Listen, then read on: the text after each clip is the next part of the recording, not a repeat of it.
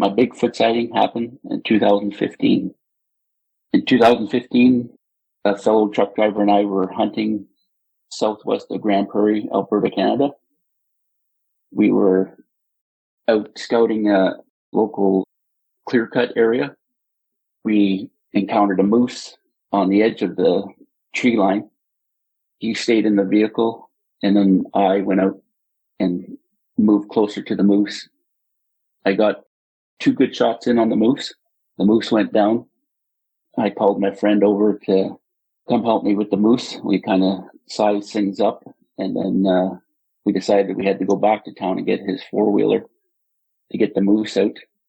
And that took probably another hour to go out there, load it, and then come back to where the moose was down. That day, I think it was, believe it, in the morning. So it was probably about 9 a.m. when we saw the moose. So by the time we got back to the moose with the 4-wheeler to pull it out, gut it and pull it out of the bush, I say it was probably about 10:30, 11:15, nice sunny morning. When my buddy was unloading the 4-wheeler, I kind of walked into where the moose was. And that's when I heard 2 big thumps in the distance, like trees hitting one another. I didn't know what quite to think at first. And then with all the internet stuff that I've been watching, the YouTube videos, and how sometimes they communicate through knocking on trees. And this wasn't 2 little trees knocking. It was 2 fairly big trees hitting, like 2 good sized knock sounds, probably within less than a kilometer distance. Like, I know he didn't hear it because he was on the 4-wheeler, but I could hear it from where I was with the moose.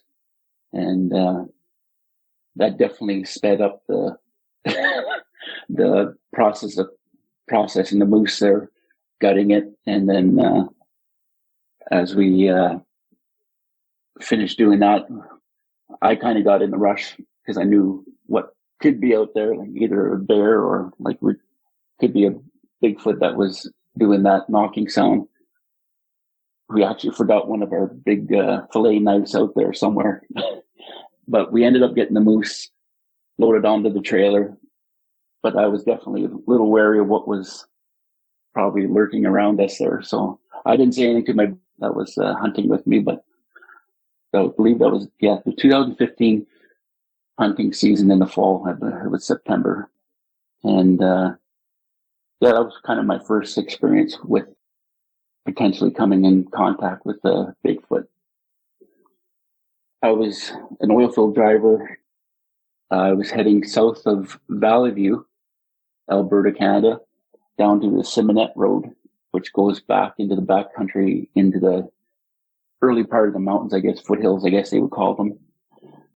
I encountered a driver coming out at around kilometer 10, and this would be probably January, so there's still snow on the ground. Temperatures are pretty cold around that time of year, so it'd be like -20 usually. And I happened to talk to this fella, and he goes, "Well, if you're you radioed on me as we're passing each other, he radioed, and he goes, well, if you're going past kilometer, I believe it's 47, there's a big hill on the Simonette, and sometimes you have to chain up to get up the hill, and sometimes you don't, you can just climb up." I was driving a transport, sand hauler type transport, and this guy coming out was a flatbed, lowboy flatbed. We were talking back and forth about our kilometers, and he just said, in a kind of a shaky voice, he says, "Yeah, you might want to look out on that hill there. I saw something big and dark and upright walking along the tree line going down the hill." And I've been down this road before, so I know exactly where he was talking about. And the road kind of slopes up pretty steep and then comes around a corner. And on your left-hand side, going up the hill, there's they call it pipeline, where all the grass is cut and the trees are cut low. And there's a pipeline that runs down alongside of the road underground. And the bush line was all spruce, so it's kind of dark. And this was around 9 o'clock, so the sun doesn't come up too early up in this part of the country. So it was probably around 8:30 when he saw that, what he thought was a Bigfoot. That's what he was telling me was, he said it was upright and walking down the hill in about probably 4.5, 5 feet of snow. And he said that it was big, dark, but you couldn't tell the color because it was just sunrise coming up at 8:30 around that time. And you could hear a little bit of shakiness in his voice, and you could go, okay, yeah, I was saying, well, when I get down there, when I get down to kilometer 47 there, I'll check it out too, and I'll see what I can see, because it'll be more daylight by the time I get down. It'll be probably 10:15 by the time we get down in that area. So he kind of faded off in the distance off the radio and said, oh, well, I guess when I get down there, I'll check it out for sure. So I got down close to that area and I looked up the hill, and I could see where it came out of the bush line, went down along about 5 feet out from the bush line, down the hill. And then you could see where the snow was pushed to the side. And then he went back in the bush, almost at the bottom of the hill. It was his sighting. It wasn't mine, but I could see what he was talking about, how the snow was deep because we're right at the edge of the foothills. And you could see where he had come out from the tree line, went down probably about, I would say it's about 70 feet. And then he went back into the bush, the trail. Now I had seen that and I went over top of the hill, but I couldn't stop because you would spin out if you had to stop and put chains on. But I continued on to lease, and I unloaded my load of sand. When I came back out, it was even more light out, so you could see better. I came down the hill, and once again, you could see exactly where he came out, came down the hill and then back into the tree line. And I didn't stop just because it's a busy hill in the wintertime and there's no real good places to stop to get out. The snow was deep too, so I would never be able to get over into that area where the fellow had told me where he saw this. But in his words, a Bigfoot upright was walking down the side of the hill. September 7th, 2021, I saw a Bigfoot come out from the tree line. But leading up to this sighting, probably about 2 weeks prior to that, I was driving the same road, the Sierra Road north of Fort Nelson, BC. I was at kilometer 89, and the grader operator and the water hauler, they work together as a team. As they grade the road, he wets the road, and then the grader kind of flattens everything out for the grader man. And then I could hear them talking on the radio. It was kind of in and out because I was probably 30 kilometers, 40 kilometers from them. But I could hear one of them saying that, oh, did you see the tracks on the gravel this morning? It came out from the marshy area, crossed over, and went back into the marshy area. And the grader operator answered and said, no, I did not see that this morning. And the other fellow on the radio goes, did you take pictures of it? He goes, no, I didn't, because I didn't have my camera. So neither of the guys took pictures of the footsteps that were in the gravel at kilometer, I believe it was 122 on the Sierra that happened, that I could hear them talking about it. When I got up there, I couldn't find any tracks or anything because the grader guy had graded over it. But the one fella did have a tape measure on him, and I could hear them talking about that. And he was saying, yeah, the stride from heel to toe was 3.5 feet in length. And I did have a tape measure in the truck, and when I did get to lease, I did end up measuring out 3.5 feet, and that is quite the stride between footsteps.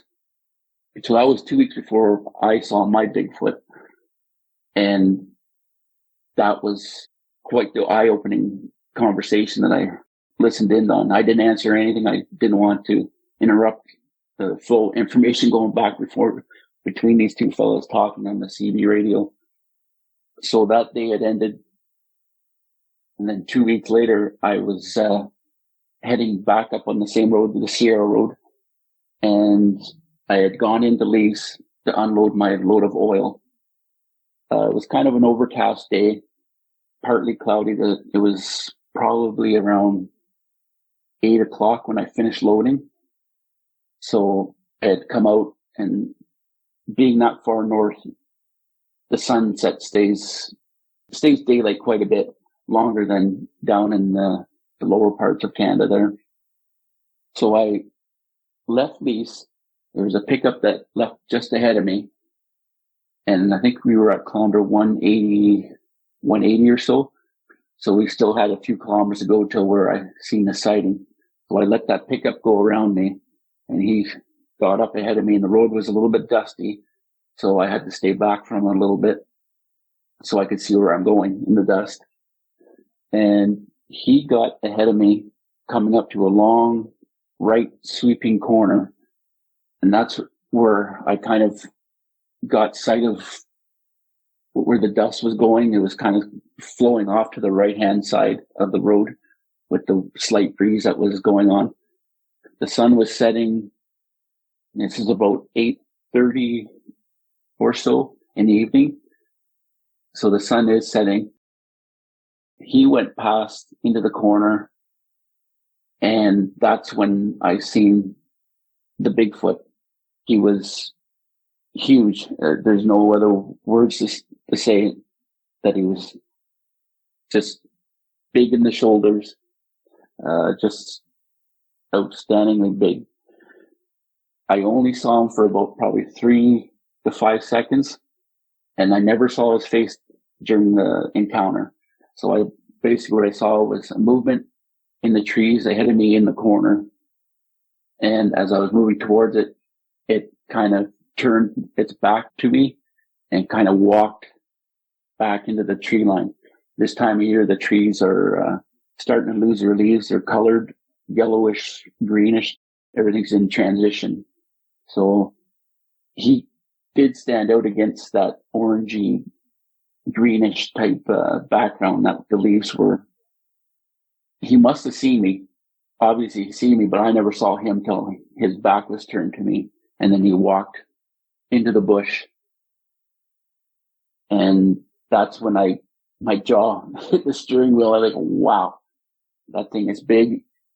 And there's no other thing that it could be. I've seen bears stand up and walk, and they're not as smooth as somebody turning and walking away. So I knew right away it wasn't a black bear. It wasn't a moose.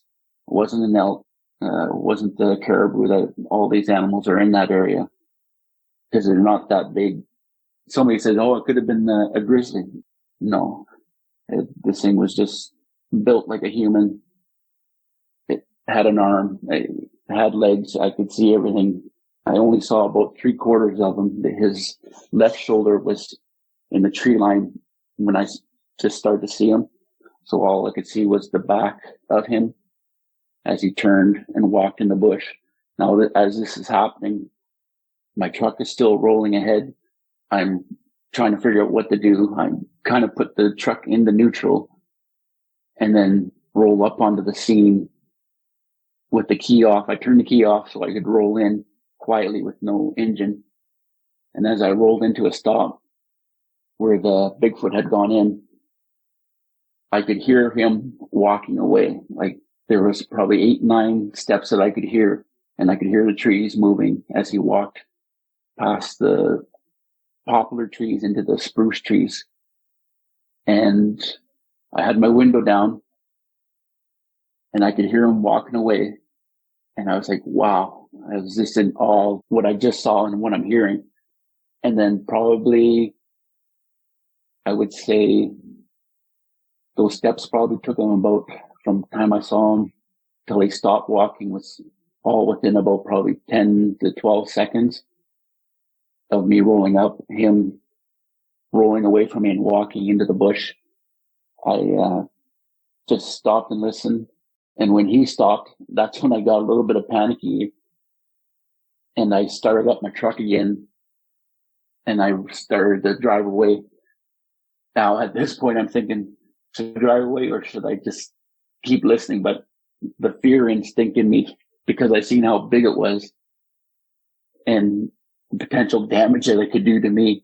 I started the truck up and I said, well, I'm not going to stick around here too long because this animal is just too big to have an encounter with.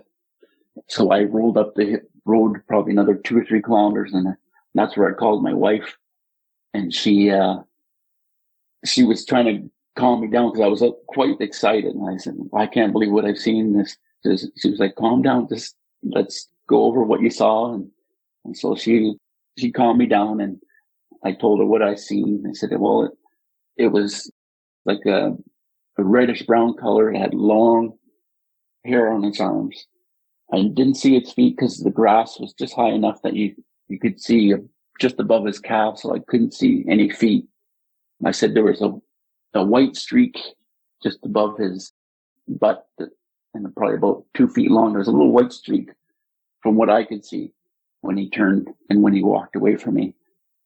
Now I've had my encounter here. I've talked to my wife, and then I was running out of hours on my logbook for the day, so I only went down to about kilometer 120. And when I usually park for the night, I usually turn everything off, my truck lights, everything, and I just sleep in silence. But that night, I ended up sleeping in the truck with the lights on, the truck running, and ready to roll if something decided to come out of the bush. So it definitely did have my hair on end and had me on alert for sure. The following day, I had got back into cell service, and I ended up calling a native fella from my reserve, White Dog, and he had told me, so this is meant to be, like you were supposed to see this big fella.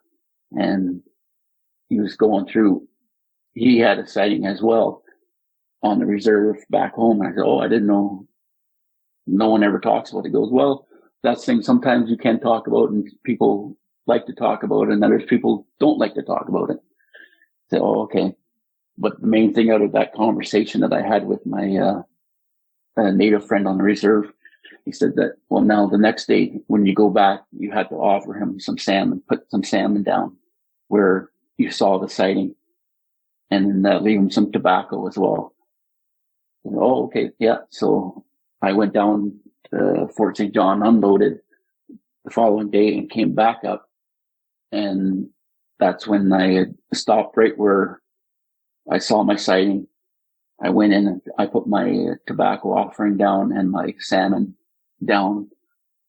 I didn't stay too long. I looked around. I tried to see if there was any hair on the tree that you touched, or there was a slight imprint, but you couldn't quite make it out. The ground had been dry. It hadn't rained in a while, so the ground was a little bit hard. But just behind those trees, those row of leafy trees, pine trees, you could actually see a little trail that went down through the bush. Whether it was a deer trail, but I imagine that's where the big guy went down through that trail when I was hearing him walk away the previous day. Like I said, it was an overcast day. It was evening, and it was just an unbelievable experience to see that. I know the pickup in front of me didn't see it. He was probably about 10 seconds ahead of me. So I imagine that Bigfoot probably started to walk out of the bush thinking it was safe, and then he realized it wasn't, that I was coming along next. And that's when I saw that movement, and he walked back into the bush. And yeah, I contacted a few people afterwards about it. I talked to them about it, and a couple of them were natives, one of my coworkers, and I talked to him about it.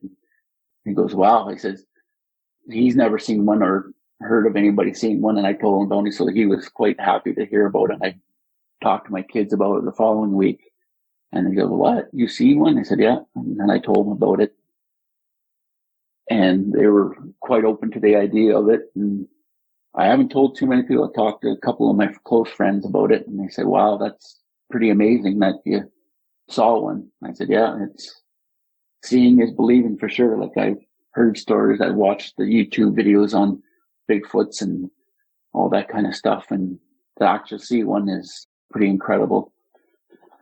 I did talk to my dad about it. Probably it was only a couple weeks ago. He was out for a visit, and he was quite taken by the story, and he goes, wow.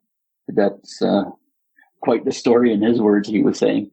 So I'm quite pleased with my Bigfoot sighting. And so with all that talking with friends and family about it, so I've only talked to probably about 7 people altogether about it.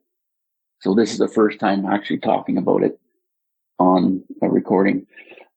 So my friend who is a singer in a Canadian band called One Bad Son, he's a comic drawer. He does comics for different companies. So we had emailed back and forth saying, given my description of what I saw, taken from a picture that I took of the area, he did a drawing of my Bigfoot, and it's just bang on. Like, it's massive. It's just a great drawing and something that I can hand down to my family with a story to go with it, a picture and a story to go with that drawing from Shane Volk. And yeah, that was my Bigfoot sighting on September 7th, 2021 on the Sierra Road at kilometer 167.